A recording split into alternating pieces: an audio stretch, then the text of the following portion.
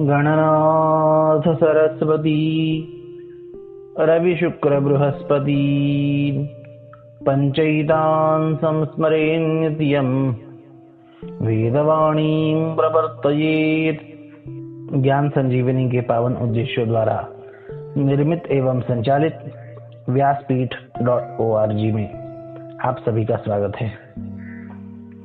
विचार चल रहा था 16 संस्कारों में सबसे पहला गर्भस्थापक गर्भाधान संस्कार के विविध पहलुओं पे। इसी क्रम में आज हम गर्भाधान में अत्यंत उपयुक्त आचार, अनुष्ठान, देश, संकल्प आदि पहलुओं का विचार करेंगे। उच्च स्तरीय संतान प्राप्ति हेतु सर्वप्रथम उन पति पत्नी का आचार शुद्ध सात्विक होना आवश्यक है। सर्वप्रथम सात्विक आहार, जिसमें राजस तामस आहार का कोई संबंध ना हो, अर्थात पूरी ही तरह से शाकाहार और निर्व्यसनी होना यह अनिवार्य है। अब शाकाहारी और निर्व्यसनी कहने का मतलब साफ है कि किसी भी प्रकार से मांस, मदिरा, अंडे आदि कुत्सित आहार का विचार भी ना करें। गर्भाधान यह ऐसी नाजुक प्रक्रिया है कि विचार का भी प्रभाव उस गर्भ पे होता है, इसलिए विचार तक सात्विक रखने की आवश्यकता है। शाकाहार में भी अत्यधिक तला हुआ, बहुत ज्यादा तीखा, खारा, खट्टा, कड़वा, बासी ऐसे प्रकार के आहार से बचे। जो हल्का हो, रसीला हो, सादा, स्वच्छ, शुद्ध, ताजा, इस प्रकार का आहार नियमित रखे, जिसमें शुद्ध फल, हरी सब्जियां, दूध, देशी गाय का, उसी से बना हुआ पंचामृत अर्थात दूध, दही, घी, मधु और शक्कर, अधिक से अधिक प्राकृतिक चीजें, इनका सेवन नियमित रखें। और जितने भी अप्राकृतिक खान पान है, जैसे कोल्ड ड्रिंक है या बर्गर, पिज्जा, चाउमीन, मैक्रोनी इत्यादि पदार्थों से बचे। किस आहार का ग्रहण करे और किस आहार का त्याग करे, इसकी साधी सीधी कसौटी है कि जो भोजन, जो आहार हम भगवान को, हमारे घर की ठाकुरबाड़ी हो, जहाँ देवघर हो, वहां हम भगवान को नैवेद्य भोग लगा के जो पदार्थ पा सकते हैं, वही आहार नियमित भगवान को भोग लगा के हम पाए। उसी का विचार करके घर में रसोई बनाई जाए और जो पदार्थ भगवान को भोग लगाने योग्य नहीं है, उन सभी पदार्थों का त्याग करें, उस आहार का। यह सीधी साधी कसौटी है। भगवान को नैवेद्य दिखाने योग्य शुद्ध सात्विक रसोई बना के आप जब भगवान को भोग लगाएंगे, तो भगवान की दिव्य शक्ति उस अन्न में सम्मिलित होके आपके परिवार का, आपका और होने वाले संतति का पोषण करके उसे दिव्य बनाएगी। अब जिस प्रकार आहार की सात्विकता दिव्य संतति के लिए आवश्यक है, उसी प्रकार विचार की सात्विकता यह भी अति महत्वपूर्ण कही। पति पत्नी को चाहिए कि अपने विचार अधिक से अधिक शुद्ध रखें और शुद्ध ही नहीं अपितु उन्हें दिव्य बनाने का प्रयास करें। अब ये विचार दिव्य कैसे बनेंगे? इसी के लिए हमारे अध्यात्म के दिव्य ग्रंथों का उपयोग है। पति पत्नी अपने विचारों को दिव्य बनाने हेतु भागवत, रामायण, देवी भागवत, शिव पुराण, गीता, उपनिषद, ब्रह्मसूत्र, योग सूत्र, महाभारत, योग वासिष्ठ इत्यादि दिव्य ग्रंथ सिद्धांतों का चिंतन, मनन, निधिध्यासन करें। और ये सब केवल गर्भ में शिशु का प्रवेश होने के बाद करने की चीजें नहीं है, अपितु उससे पहले ही अपना चित्त शुद्ध करने हेतु इनका स्वाध्याय करें। पिछले व्याख्यान में प्रथम सोपान में हमने देखा कि गर्भाधान के पहले संयम आवश्यक है। उस संयम पालन के, उस ब्रह्मचर्य पालन के काल में हम क्या क्या करें? तो इस प्रकार के दिव्य ग्रंथों का स्वाध्याय करें और विविध अनुष्ठान, व्रत इत्यादि भी करें। अभी हम स्वाध्याय का विचार कर रहे हैं, व्रत अनुष्ठान इनका भी विचार करेंगे। पहले स्वाध्याय से अपनी बुद्धि, चित्त इसे शुद्ध किया जाए। और इससे भी महत्वपूर्ण जो चीजें अपने विचारों को दूषित करती है, जैसे फिल्म, सीरियल, एडवर्टाइज, इन सब को पूरी तरह से बंद करें जो हमारे विचारों को दूषित करते हैं। ऐसे लोगों का भी संग्रह, उनके साथ दूषित चर्चाएं, गप्पे, इन्हें दरकिनार करें। अब इन्हें दरकिनार करना है, ब्रह्मचर्य संयम का पालन करते हुए कुछ काल व्यतीत करना है, तो उस समय सकारात्मकतया दिव्य संतति हेतु करना क्या है? तो उसमें नानाविध व्रत, उपवास, अनुष्ठान इत्यादि करने हैं। पति पत्नी अपने स्वास्थ्य का ख्याल रखते हुए जो भी व्रत उपवास कर सकते हैं वो करें। अब कौन कौन से व्रत किए जा सकते हैं, इसके बारे में विचार किए जाने पर दर्जनों व्रत सत्संतति प्राप्ति हेतु भारत के विविध प्रांतों में प्राचीन काल से चले आते हुए आपको मिलेंगे। और उन व्रतों में जो भी व्रत आपको लगता है कि आपकी सात्विकता बढ़ा रहा है, आपकी विचार की शुद्धि बढ़ा रहा है, आपकी प्रसन्नता, सद्भावना, इन सब दिव्य दैवी गुणों का विकास कर रहा है, ऐसा कोई भी व्रत आप सत्संतति की प्राप्ति हेतु कर सकते हैं। अब जिन्हें कोई व्रत पता नहीं, उनके लिए भागवत का पयोव्रत यह बहुत ही सुंदर, दिव्य, अनुष्ठेय, आजमाने लायक व्रत है।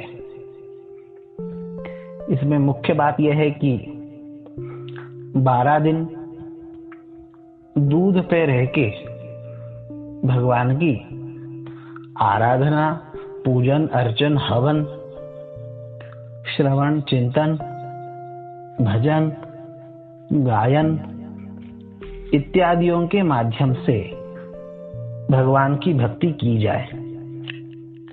विस्तृत रूप से जिन्हें समझकर यह व्रत करना ही हो तो भागवत के 8वें स्कंद के 16वें अध्याय में यह व्रत उन्हें पढ़ने मिल सकता है। सारनुवाद भागवत देख के सहजता से कोई भी उस व्रत को समझ सकता है। यह एक बहुत ही आसान और दिव्य फलदायक व्रत है। भगवान वामन का अवतार इसी व्रत के प्रसन्नता से हुआ था। भागवत में संतति प्राप्ति हेतु अन्य भी एक व्रत आता है जिसका नाम पुंसवन है, जिससे पराक्रमी शक्तिशाली पुत्र की प्राप्ति होती है, पर वो लगभग साल भर का व्रत है। उतना संभव न हो तो यह 12 दिन का पयोव्रत आसान है। यह तो भागवत के व्रत के बारे में बात बताई। इसी प्रकार अन्य पुराणों में भी ऐसे व्रत प्राप्त होते हैं। एक बात को समझ के रखना चाहिए कि जब संतति हो ही नहीं रही हो, संतति प्राप्त नहीं हो रही हो, तभी व्रत करे, ऐसी बात नहीं है। प्रायः लोग व्रत तभी करते हैं संतति की कामना से, जब प्रयास करते हुए बहुत समय चला जाता है और संतति होती नहीं, तब जाके कोई व्रत करते हैं। पर जिन्हें दिव्य संतति अपेक्षित है, उन्हें तो प्रयास पूर्व ही व्रतों का आचरण करना चाहिए। जैसे कि हमारे भागवत हो या अन्य पुराणों में भी वंश वृद्धि करने से पहले उनसे तप कराते थे। उसी प्रकार पहले अनुष्ठान, व्रत इत्यादि के माध्यम से तप करे और फिर वंश वृद्धि संतति का प्रयास करे। जितने भी महापुरुष आपने देखे, पढ़े, सुने होंगे, उनके माता पिता ने कुछ न कुछ अनुष्ठान, त्याग, तपस्या करके उन्हें पाया है। विवेकानंद जी के चरित्र में बात आती है कि उनकी माताजी ने भगवान शिव के वीरेश स्वरूप की आराधना करके उन्हें पाया था। इसलिए विवेकानंद जी का सबसे पहला नाम वीरेश ऐसा था। बंगाली में उसे वहां की शैली में बिले के पुकारते थे, पर भगवान वीरेश शिव की कृपा से प्राप्त होने के कारण वीरेश यह नाम रखा गया। छत्रपति शिवाजी महाराज की माता जिजाऊ ने भगवान शिव शक्ति के आराधना से उन्हें पाया, इसलिए उनका नाम शिवाजी रखा। इस प्रकार के कई अनगिनत उदाहरण दिए जा सकते हैं महापुरुषों के, संतों के। इसलिए इस बात को याद रखें कि इस प्रकार से संयम पूर्वक भगवान की आराधना, तप, अनुष्ठान से जो संतति प्राप्त होती है, वो आने वाले समय में संपूर्ण विश्व को दिशा दिखाने का सामर्थ्य रखती है और अपने माता पिता, कुल खानदान का नाम अमर कर देती है। इसलिए सत्संतति की प्राप्ति है तो व्रत, उपवास, आराधना, अनुष्ठान अवश्य करें। दिव्य संतति की प्राप्ति हेतु अगली महत्वपूर्ण चीज है दिव्य संकल्प के हेतु से संतति की कामना। हमें संतति चाहिए तो क्यों चाहिए जी? हमारा केवल कुल खानदान बढ़े, हमारे काम में कोई विश्वसनीय सहायक मिले, जो हमारे काम का बोझा हल्का करे, बुढ़ापे में हमारी सेवा करे, ख्याल रखे। क्या केवल इसी हेतु संतति चाहिए? यदि केवल इतना ही अपना और अपने परिवार तक सीमित हेतु से संतान की उत्पत्ति हो रही है, तो वो दिव्य महान गुणों से युक्त होना दुष्कर है, क्योंकि अपना संकल्प ही संकुचित है।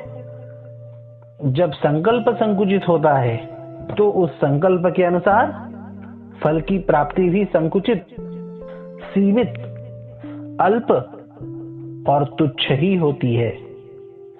और यदि संकल्प व्यापक रखे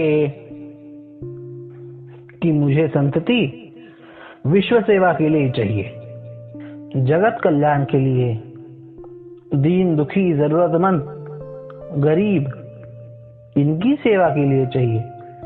आज हमारा धर्म, सनातन परंपरा, ऋषि परंपरा, देव परंपरा, यह लुप्त प्राय हो रही है। इसकी पुनः संस्थापना हेतु मुझे संतति चाहिए। इस प्रकार के यदि दिव्य संकल्प हो तो आपके यहाँ दैवी संतति ही नहीं अपितु साक्षात भगवान को आना पड़ेगा, क्योंकि भगवान का वचन है गीता में, यदा यदा हि धर्मस्य ग्लानिर्भवति भारत अभ्युत्थानम धर्मस्य तदात्मानं सृजाम्यहम् परित्राणाय साधूनां विनाशाय च दुष्कृतां धर्म संस्थापनार्थाय संभवामि युगे युगे। धर्म संस्थापना हेतु, विश्व कल्याण हेतु साक्षात भगवान को आपके संतति के रूप में अंश रूप से ही क्यों न हो आना पड़ेगा। इसके लिए आवश्यकता है व्यापक संकल्प की। संतान के उत्पत्ति के पीछे हमारा संकल्प दिव्य हो, विराट हो, तो ये निश्चित घटित हो सकता है। हमारे देखने में वर्तमान में भी कितने ही उदाहरण, दृष्टांत ऐसे हैं कि माता पिता ने संकल्प किया, वैसी ही संतान उन्होंने पाई। इतिहास की बात देखें तो अभी जिन छत्रपति शिवाजी महाराज का स्मरण हुआ, उनके माता पिता को यही चिंता थी कि चारों ओर से हमारे धर्म पे आक्रमण हो रहे, हमारा धर्म बचेगा कि नहीं बचेगा, कौन इस धर्म की रक्षा करेगा।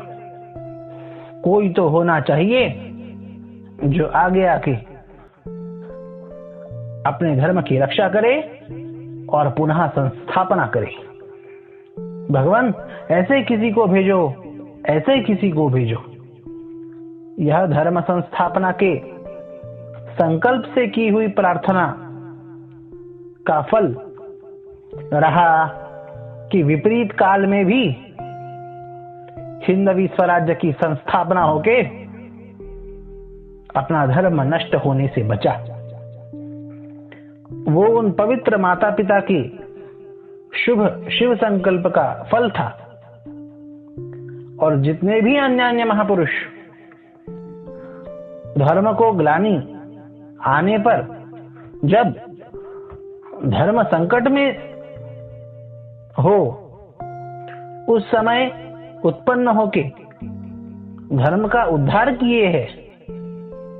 फिर वो आद्य शंकराचार्य भगवान हो, कुमारील भट्ट महाभाग हो, पंचदशीकार विजयनगर साम्राज्य के संरक्षक स्वामी विद्यारण्य महाराज हो,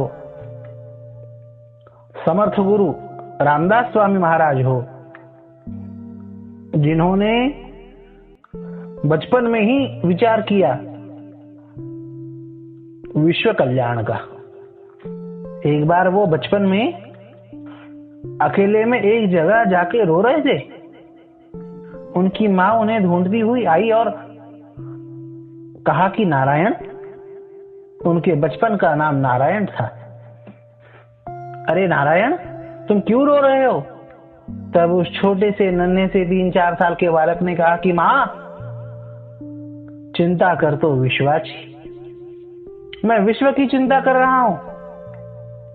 आसपास सब जगह देखने पे सर्वत्र अनाचार, दुराचार, धर्म हानि देख के मुझे विश्व की चिंता हो रही है मां।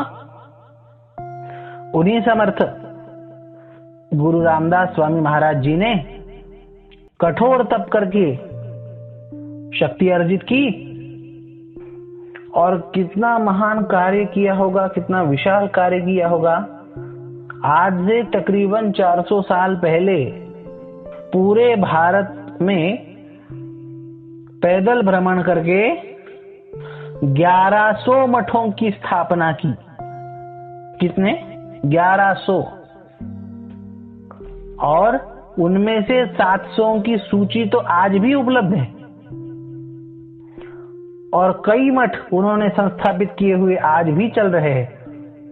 काशी में, पुरी में, गुजरात में, महाराष्ट्र में, उत्तर, दक्षिण, पूर्व, पश्चिम, सर्वत्र उन्होंने यह कार्य किया। उस जमाने में जब यातायात के आज के जैसे साधन नहीं थे, गाड़ी, मोटर, विमान, प्लेन इत्यादि नहीं, संपर्क के साधन थे, फोन, मोबाइल, कंप्यूटर इत्यादि सभी वेगवान साधनों के अभाव में कोई इतना महान कार्य कर सकता है। इतने विपरीत काल में इसके पीछे उनकी पीढ़ियां दर पीढ़ियां पूर्वजों ने की हुई दिव्य उपासना और सत्संकल्प था कि अपने कुल में धर्म संस्थापक महापुरुष उत्पन्न होना चाहिए। वैसे ही संत ज्ञानेश्वर महाराज जी के माता पिता जी का संकल्प कि अपना पुत्र, अपनी संतति उच्च ब्रह्म ज्ञानी होनी चाहिए। और उन्हीं के पुत्र कैवल्य साम्राज्य चक्रवर्ती संत श्री ज्ञानेश्वर महाराज हुए, जो नाम के अनुसार वास्तव में ज्ञान के ईश्वर कहलाने लायक हुए, जिनका साहित्य तत्वज्ञान के क्षेत्र में, आत्मज्ञान के क्षेत्र में, वेदांत ज्ञान के क्षेत्र में, दार्शनिकता के क्षेत्र में और यहां तक कि अनुभूति के भी क्षेत्र में बेजोड़ है, ऐसे संत ज्ञानेश्वर महाराज हुए। और इतना ही नहीं, उनके सभी बंधु भगिनी ये सभी दिव्य ज्ञानी बने। इसका अनुभव उनके साहित्य से होता है। ज्ञानेश्वरी, अमृतानुभव, चांगदेव पैसठी, हरिपाठ इत्यादि उनके गाथा के प्रकरण, उनके अन्य भी भ्राताओं की गाथा इत्यादि साहित्य से उनके शैली की, उपमाओं की, उपदेश की प्रक्रिया की अद्वितीयता हम आज भी अनुभव कर सकते हैं। इसी प्रकार संत नामदेव महाराज, संत श्री एकनाथ महाराज, संत श्री तुकाराम महाराज, गोंदवलेकर महाराज, श्री नरसिंह मेहता, गोस्वामी तुलसीदास जी, नाभाजी महाराज, जिन्होंने भक्तमाल का दिव्य प्रसार हमें दिया, श्री गुरु गोविंद सिंह जी महाराज, श्री रामकृष्ण परमहंस इत्यादि अनगिनत महापुरुष, उनके जन्म के पीछे उनके माता पिता, उनके कुल खानदान की तपस्या पूर्वक दिव्य संकल्प जगत कल्याण का यह नींव में था। इसलिए माता पिता को अपने संकल्प, अपने विचार उच्च और दिव्य रखने चाहिए, और उसी के लिए अपने अध्यात्म ग्रंथों का स्वाध्याय है, जो कि बुढ़ापे में पढ़ने की चीजें नहीं है, जवानी में भी पढ़ने की चीजें हैं। दिव्यात्माओं को आकर्षित करके बुलाने की वह पात्रता है हमारा स्वाध्याय, दिव्य संकल्प और तपस्या। जितना हमने पूर्व में संयम की बात देखी, व्रत उपवास की बात देखी, ब्रह्मचर्य की बात देखी, वह सब अपने जीवन को शुद्ध करके दिव्य आत्माओं की आगमन की पृष्ठभूमि है। उन्हें बुलाने के लिए हम इन सब चीजों से पात्र तैयार कर रहे हैं, क्योंकि ये दिव्यात्मा कहाँ पधारते हैं? तो गीता में भगवान श्री कृष्ण कहते हैं कि शुचीनाम श्रीमदांगे है योग भ्रष्टो भी जायते। जो पवित्र है, दैवी संपत्ति से युक्त है, वहां पर इन महापुरुषों का जन्म होता है। इस दृष्टि से यदि भारत के सभी दंपति विचार पूर्वक ऐसी सत्संतति, दिव्य संतति, धर्म संतति की तैयारी करे, तो भारत को आज भी जगत गुरु बनने से कोई नहीं रोक सकता, आध्यात्मिक दृष्टि से भी और भौतिक दृष्टि से भी। भारत सोने की चिड़िया थी, इतनी बात नहीं, फिर से वो वैभव, ऐश्वर्य, सब कुछ अपना देश अर्जित कर सकता है, जो कि प्राचीन युग में था, और जो प्राचीन युग में नहीं भी था वह भी अर्जित हो सकता है, क्योंकि कलयुग समयुग और नहीं जो न कर विश्वास। कलयुग में अन्य नकारात्मकताएं तो होगी, पर सबसे बड़ी सकारात्मकता भगवान के भक्ति के अधिष्ठान पे जो भी कार्य किया जाए वो दूसरे युगों के मुकाबले अतिशीघ्र प्राप्त हो जाता है, सहजता से प्राप्त हो जाता है।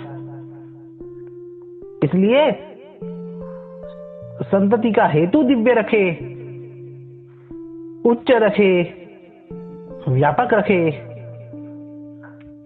इससे आपको, ऋषि मुनियों को, संतों को, यहां तक कि भगवान को भी